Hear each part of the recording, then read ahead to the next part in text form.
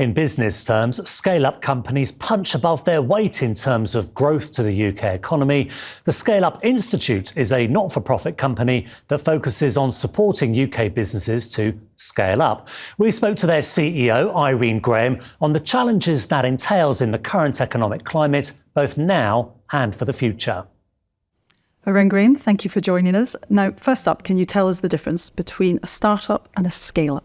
So scale-up is a business that's already gone through any startup phase. They're over 3 years old. They've been growing at 20% or more for an average of 3 years. They have more than 10 employees, and they're growing in either turnover, employment, or both. So many of our scale-ups are established businesses, 10, 15 years old, who are growing. And there are lots of them? Yes, we have in the UK a small and medium-sized economy of about 5.5 million SMEs. Within that, we've got around 34,000 scale-ups. They are contributing over 50% to the UK in relation to what their output is. And are there specific sectors that they're scaling up in?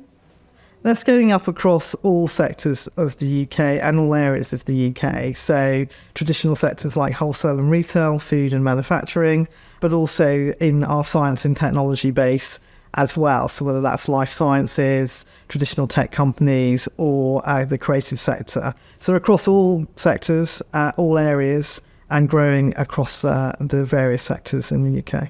There's been a lot of turmoil when it comes to business. We've had Brexit, pandemic, geopolitical issues. How are they dealing with all these challenges?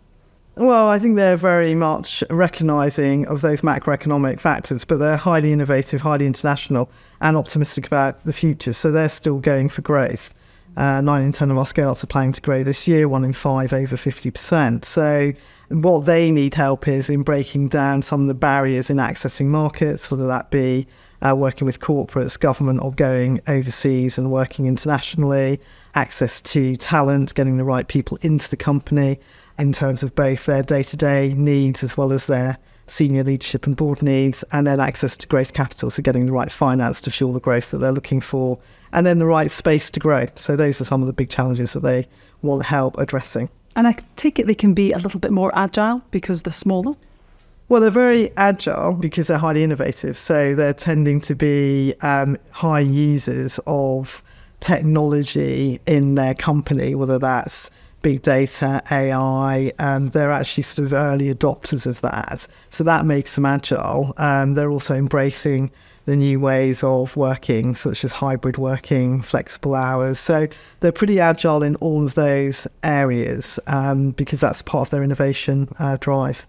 And is the UK a good place to set up? The UK is a great place to set up a business and start a business. We're third in the world by OECD standards in starting a business. We're not so good at scaling businesses up. And by the OECD, they view us as being about 13th in the world back in 2013. That's why we were established, to actually seek to address that growth challenges that our businesses that are scaling need to see addressed, and how we do that in the private, public and education sector. Okay, Irene, thank you very much. Thank you.